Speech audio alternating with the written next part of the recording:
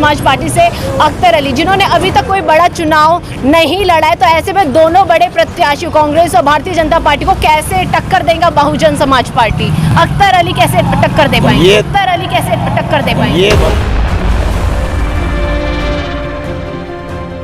ये दोनों देखते रह जाएंगे, अपनी गिनती को देखते रह जाएंगे। जी, विधानसभा चुनाव की बात करूं तो बहुजन समाज पार्टी अच्छा प्रदर्शन करता है और जीत भी हासिल करता है, लेकिन लोकसभा चुनाव में अपना खाता अभी तक बहुजन समाज पार्टी नहीं खोल पाया। लेकिन लोकसभा चुनाव में अपना खाता अभी तक बहुजन समाज पार्टी नहीं खोल पाया है।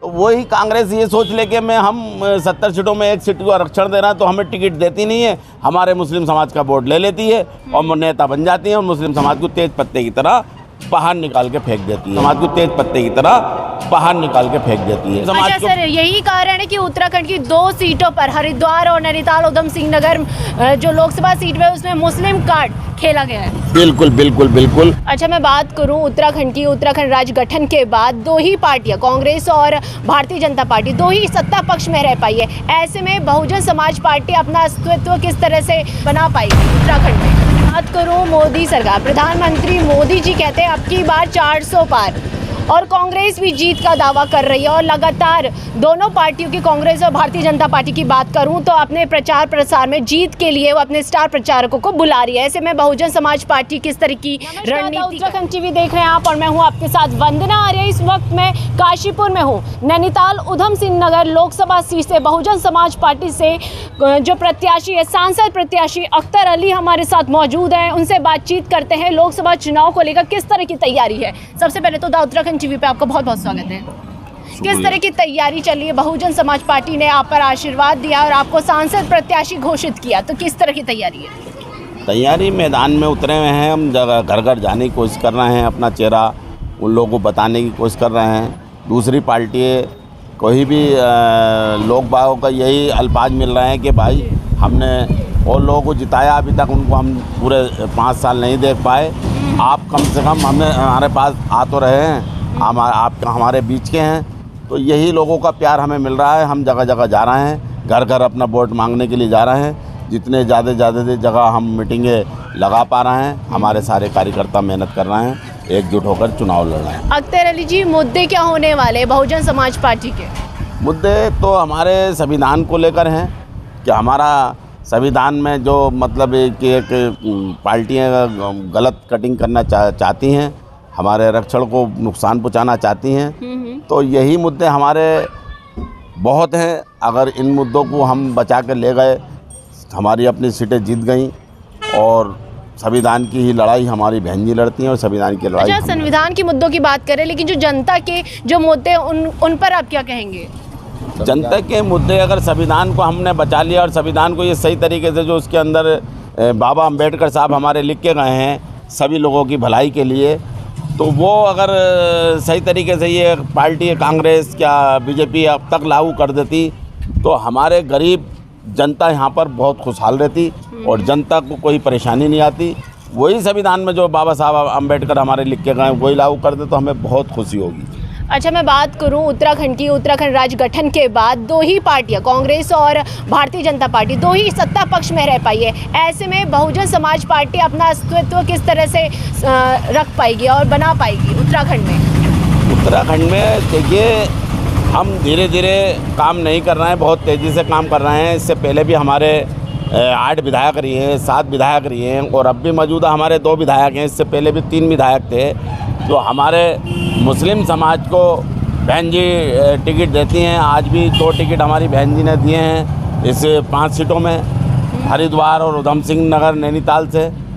तो जिस दिन ये हमारा समाज, मेरा अपना वोट मेरे चेहरे पे आ गया तो वो दिन दूर नहीं है कि हम पहाड़ पे बहुत तेज़ी से हाथी चढ़ा देंगे। सर्व समाज को लेकर हम तेज़ी से हाथी चढ़ाने की कोशिश करेंगे। जी, विधानसभा चुनाव की बात करूं तो बहुजन समाज पार्टी अच्छा प्रदर्शन करता है और जीत भी हासिल करता है, लेकिन लोकसभा चुनाव में अपना खाता अभी तक बहुजन समाज पार्टी नहीं खोल पाया है। कारण क्या रहे हैं? इस बार बोलेंगे। इस बार तो ये समझ लिए कि हरिद्वार की सीट हम बहुत तेज़ी के साथ आगे बढ़े हुए हैं और मीडिया भी हमें दिखा रहा है जो तरीका है उस तरीके के साथ साथ और उधम सिंह नैनीताल में भी हम बहुत आगे हैं और जीत दोनों सीटों को बहुत अच्छी तरीके से जीत बहन जी की झोली में करके डालेंगे हम। और बहन जी को ये खुशी होगी कि मैंने इस उधम सिंह नगर को ज़िला बनाया था, मैं भी ऊपर मतलब कई ज़िले बनाए, तो आज तक मैं यहाँ पर मेरे समाज के लोगों ने मेहनत करी और मुस्लिम समाज सर्व समाज जिस दिन मिल गया तो बहन जी की यहाँ पर सरकारें बनती चली जाएगी। अच्छा, मैं बात करूं मोदी सरकार, प्रधानमंत्री मोदी जी कहते हैं अब की बार 400 पार, और कांग्रेस भी जीत का दावा कर रही है और लगातार दोनों पार्टियों की, कांग्रेस और भारतीय जनता पार्टी की बात करूं तो अपने प्रचार प्रसार में जीत के लिए वो अपने स्टार प्रचारकों को बुला रही है। ऐसे में बहुजन समाज पार्टी किस तरह की रणनीति कर रही है? देखिए, हमारा जो है बहुजन समाज पार्टी का कार्यकर्ता ज़्यादा ढोल ताशों के साथ मैदान में नहीं उतरता है। वो घर घर जाके अपनी बात को रखता है, साहब काशीराम जी की बात को रखता है, किस तरीके से संविधान में हमारे हकों को बाबा अंबेडकर साहब ने लिखा है वो बताता है। तो कार्यकर्ता जब अंदर जाके घुसपैठ करके अपनी बात को समझाता है तो उसकी समझ में आती है। और मेरा मानना ये है कि मुस्लिम समाज को कांग्रेस ने इस उत्तराखंड के अंदर आज तो लोकसभा में भी बहुजन समाज पार्टी ने अब भी टिकट दिए हैं और कांग्रेस हमारी पूरी 70 सीटों में हमारे बराबर में काशीपुर के अंदर जसपुर की सरजमी पर पूरी विधानसभा में एससी समाज जाटव समाज 35,000 है और मुस्लिम समाज भी लगभग 50,000 के लगभग है।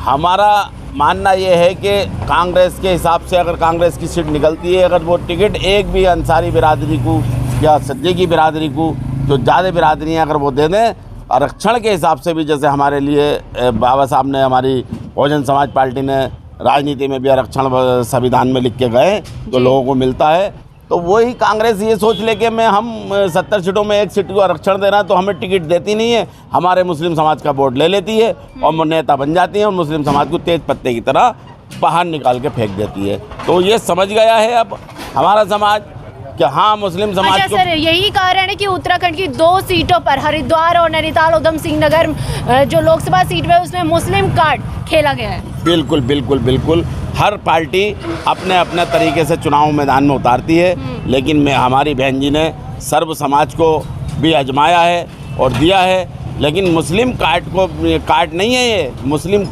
समाज को हमारी बहन जी ने इज्जत दी है, सम्मान दिया है और उनको यूपी के अंदर भी सम्मान दिया है, इज्जत दी है। सर, आखिरी सवाल मेरा ये है कि भारतीय जनता पार्टी से केंद्रीय रक्षा राज्य मंत्री व सांसद अजय भट्ट नैनीताल लोकसभा सीट से हैं, और अगर मैं कांग्रेस की बात करूं तो AICC के मेंबर जो कांग्रेस प्रत्याशी है प्रकाश जोशी है, और जहां तक मेरी बात है कि मैं आपसे बात करूं बहुजन समाज पार्टी से अख्तर अली, जिन्होंने अभी तक कोई बड़ा चुनाव नहीं लड़ा है। तो ऐसे में दोनों बड़े प्रत्याशी कांग्रेस और भारतीय जनता पार्टी को कैसे टक्कर देगा बहुजन समाज पार्टी? अख्तर अली कैसे टक्कर दे पाएंगे? ये दोनों देखते रह जाएंगे, ये दोनों देखते रह जाएंगे, अपनी गिनती को देखते रह जाएंगे।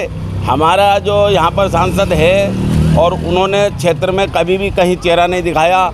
अभी आपके सामने ही एक से ये आप मुझसे इंटरव्यू ले रहे हैं और एक साइकिल से यहाँ पर गिर गया इस गड्ढे के अंदर। तो यही इसी उत्तराखंड की दिशा है और इस हिंदुस्तान के अंदर भी इतने गहरे रोडों पर गड्ढे हैं और पानी यहाँ पर इतना भर जाता है। तो जनता को बहुत बड़ी परेशानी है और जनता देखना चाहती है कि इस बार बहुजन समाज पार्टी को मौका दें। हमने सब पार्टियों को देख लिया, कांग्रेस को भी देख लिया है, बीजेपी को भी देख लिया है। इस बार सारी हमारी काशीपुर की जनता और उधम सिंह नगर नैनीताल की जनता, हरिद्वार की जनता, इस उत्तराखंड के अंदर बहुजन समाज पार्टी का परचम लहराएगा, हर हाल में लहराएगा और बहुत तेज़ी के साथ हम पहाड़ में भी अपनी गिनती बढ़ाते चले जाएंगे। धन्यवाद हमसे बातचीत करने के लिए। तो हमारे साथ थे बहुजन समाज पार्टी से नैनीताल उधम सिंह नगर से प्रत्याशी अख्तर अली।